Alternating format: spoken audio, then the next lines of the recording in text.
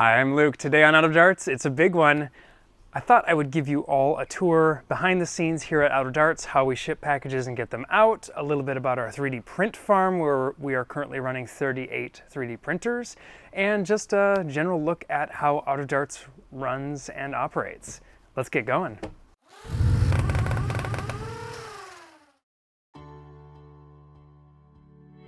So this space may look really familiar to you. This is our shooting studio. It's a little area we set up just for photography. Over here we've got sort of our space where we shoot all of the product photos, where my terrific employee Ashley, who's running this camera, takes all of our product photography. Obviously we shoot all of our videos here. We occasionally use the area up here for a little bit of other testing, but it mostly becomes box storage. So let's head downstairs where a lot more is going on. This is basically our receiving area where I'm standing right now. We've got a big roll-up door that we pretty much only use for a small little cart. But this is our general shipping area where we have got virtually every product that we sell, up around 500 plus SKUs now, excluding color variants. Over here, I'm in the kind of the core of our shipping area where we've got our awesome tape maker. We've got our printer to actually print all of the packages. Jessica, one of my amazing team members, is here working on getting the orders out for today. Your orders come in on this computer and then we are trying to get them out as fast as possible. We are right now shipping 7 days a week. On Sunday there's no pickups, so those technically go out Monday. But when you're running a 3D print farm, a big part of the ordering process and everything is getting those orders out promptly, and a lot of that can take an extra day because if you order a part that's a 12-hour print and we don't have it ready, we've got to take the time to print it and get it back out. So with working 7 days a week here, at least we have sort of a staggered schedule with the whole team. It allows us to get these packages out a lot quicker. And I'd say probably about 95% of our packages go out next day or at least within 24 hours. So this whole area is like general picking. And we've got, our 3D printed products, we've got the lipos, a lot of worker stock. A lot of the shelves are a little bare right now because we are waiting on a lot more worker product to come back in, along with our motors. There's been sort of big delays with the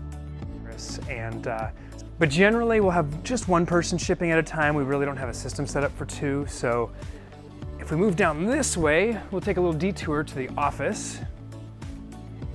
You didn't see any of this.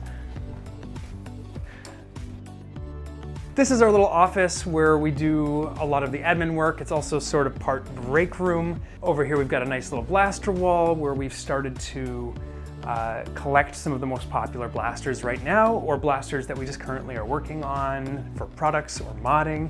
Or maybe we're just testing a spring. That way when a customer emails us and says, well, I have this problem with this product and this blaster, we're able to actually help them out. We've got one workstation here in the corner, which is where we'll do all the web updates, a lot of the customer service and emailing, and then ultimately I end up stuck at this little desk here, which is in much need of improvement. I have a second desk at home, so I do a lot of my work from there as far as design work, where I've got a larger monitor, more dedicated space with fewer interruptions, but I end up with all these endless bins, and the goal is to get rid of all the bins, but each one holds something that needs to be done. So this is holster plates that need to be resliced and modified so we can get that listing up hopefully very soon. I know a lot of you have been asking. Here's like a new Jupiter grip variant that we're testing. Not a change on the actual product, but a change on how we print it. And there are other products. These are the blaster wraps that I'm testing to see if I want to sell them on the shop. Love to hear what you think of those in the comments, but lots of little to-do items. Here we've got some Protopasta product. These are going to Midwest Rep Wrap Fest with Protopasta because we do print some of their filament and really, really love those colors. This is that Proton Purple that I had them make just for me when I did a filament workshop, and now we've got it on all of the listings, or at least, most of the listings? You'll notice a lot of holes here on the wall. Those are literally blasters that we are in the process of modding, creating springs for, or doing something else with.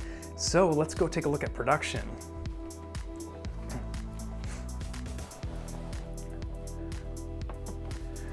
So down this hallway is all of our overstock. Our shipping area itself was too small to fit all of the extended stock and larger stock that we have. So we've got about 7 of these large shelves. We have exactly 7 of these shelves, not about, as he counts, right? 1, 2, 3, 4. There's 6 of these shelves. There are exactly 6 of these. Why do I think there's 7? There are, okay, let's do that again. 1, 2, 3, 4, 5, 6, there's 8. There's 8 shelves. I'm leaving that in there. So 8 of these large shelves that have all of our overstock. And then we get into our 3D printing world. So this is our 3D printing farm. Now, production is a big part of this business and a big part of my shop because I love designing and I love 3D printing. Right now we're up to 36 Prusa i3 MK3S printers, and they have been absolute workhorses. I think the team over at Prusa Research has done a phenomenal job with these printers. We're also really excited to get the Prusa Minis in full force here. I've got a ton of them on order. We're going to be filling out this whole corner of shelves here, as well as adding more printers back at my house again so I can have access to quick prototyping. Right now, however, we've only got 2 of the ones that we've ordered so far, so those are being put in their paces, and they've been running really well for 3 weeks straight or something like that without any major issues. So right now, I think I've probably printed more hours of this printer than those printers than just about anybody I expect, since we do run them essentially 24/7. We've got the print wall on a 4 stack here, so you now do have to use a stool to get up to the top shelf, but it really came down to having enough space to fit everything here. And I wanted to make sure that we utilize the space as best we could before going to a larger warehouse, which I'm sure someday will happen. We tend to stay really organized with the printing as much as possible because it's a huge component of keeping things going in the shop here. Right now we're totally caught up on all production, other than Jupiter hasn't relaunched due to the motor shortage. So as soon as those are back in stock, we'll have that back up. But essentially the way it works is up in shipping, we have a system here where on the laptop, using a software called Notion, they can input the print queue, whatever item in whatever color, and then it shows up back here, and that way whoever's operating the print farm can actually run those prints. Additionally, whenever we are caught up on prints, we're, like right now, printing ahead on orders. So not everything that's printing right now is for a specific order. Some of it's just to build up our inventory to keep the printers running 24/7, 365, or very, very close to it. So after the prints come off the printers, they very quickly get brought over to our prep area. This is where a lot of the labor happens that's in the business. It's a lot of grabbing a part, checking it over, removing any supports, cleaning any parts up, verifying that the quality is there, and then ultimately hitting it with a heat gun here so that we get any little fuzzy bits or any little minor imperfections cleared up. Quality control is a big part of running the business, and we really try to do our best on that. So on these walls, we've got all the different 3D printed parts that we currently print. We've also got bins of B-grade parts that need to be still put together for sale. We've got our whole Hurricane setup. This whole corner here now is for Jupiter. So these are all of the 16, 17 colors we offer for the Jupiter accents. And down below, we've got all of the actual Jupiter main body parts. So this is sort of our Jupiter station. Moving down here, this is future space that's going to be used for Olympus as soon as Olympus launches, which again will come with the motors. This has been a definite factor in slowing up production on a lot of things that we receive, both from Worker, other Chinese vendors, and of course the motors. So we're working with what we got. We kind of have to keep going on without having the stock, but I do know that you're all waiting for those Fangs and Krakens and Valkyrie. No, we have Valkyrie, Michelle, those are also out of stock. 3 motors out of stock, pretty bad. We're working on it, hopefully soon. Over here we've got sort of a work in progress station here. This is where we're doing a lot of our spring testing, so this is a pile of blasters that need to get springs, blasters that have springs, and then other various tools and things. Right behind me here, I've got a spring cutting station, so we're trying to get a little more efficient on how we lay things out so that every station has all the tools it needs, and every station's got the obvious protection you need to wear when you're using it, and that way we're being as efficient as possible. Now, a big part of 3D printing is repairing the printers. It's probably the least glamorous part of running the print farm, but it's easily the most important.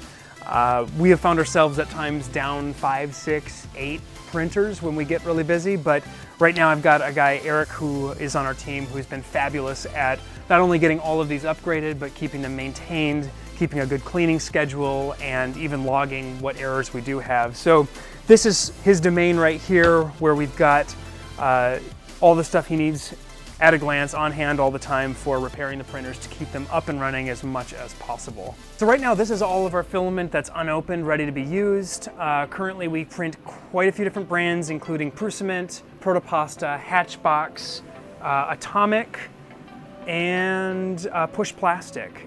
Now, we are working really hard right now, and we're discussing with Protopasta about getting more USAID filament in the shop with the goal of having 100% USA filament.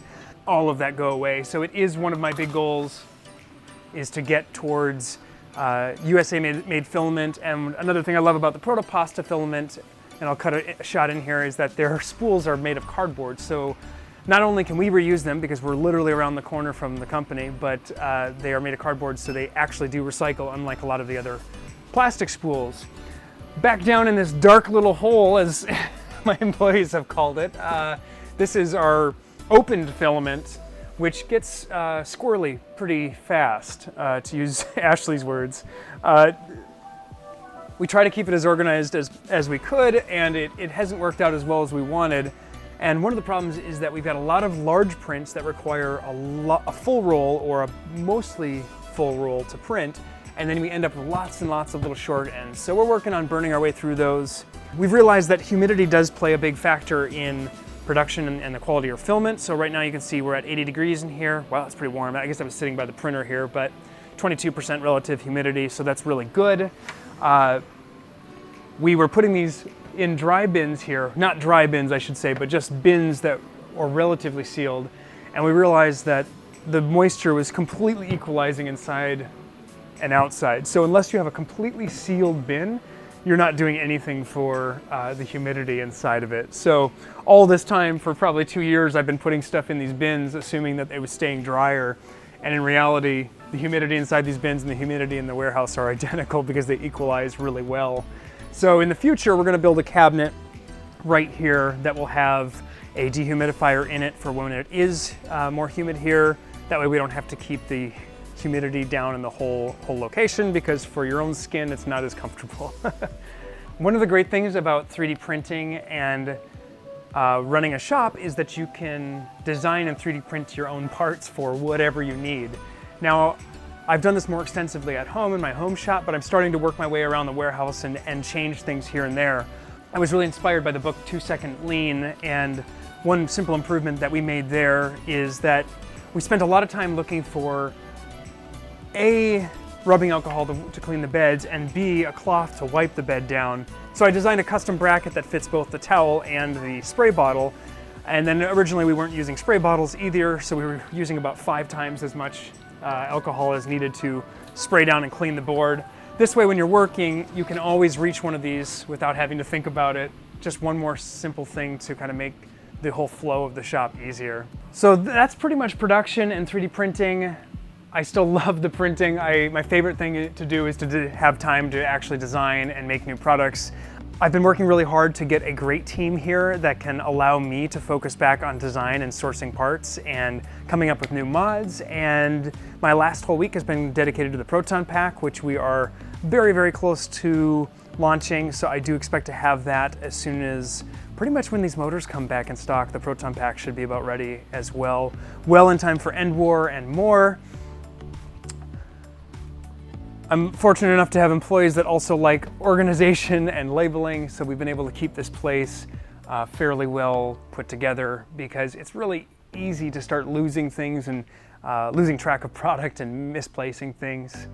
I hope you enjoyed this quick tour of our new warehouse. We've been here about a year, and it seems like ages ago that we moved here, but it also seems like yesterday. Thank you for all of your support of the shop from my family and the employees and my team here. I love doing this, and I feel really grateful to have this following and this wonderful hobby. It's amazing to see where this hobby has come from and how fast it's growing. And I know some of you have been watching from the very beginning when I had a little one-car garage shop that a car had to still get inside. And then we moved to Washington and we had a 3-car garage and half of my house stuffed with Nerf parts. And now we have this warehouse, and it's been really tremendous getting to grow this and share it with you all. So we will do more of these videos. I will make sure I do a tour at least once a year. We are also going to do a live stream pretty soon where I will probably do another tour where people can ask really specific questions like, what is that behind you? And I will follow you around the warehouse and tell you what's what. So thanks again so much for watching. If you liked this video, do hit the like button on your way down to the comments and leave me a comment. Love to hear from you. Until next time, I'm out of darts.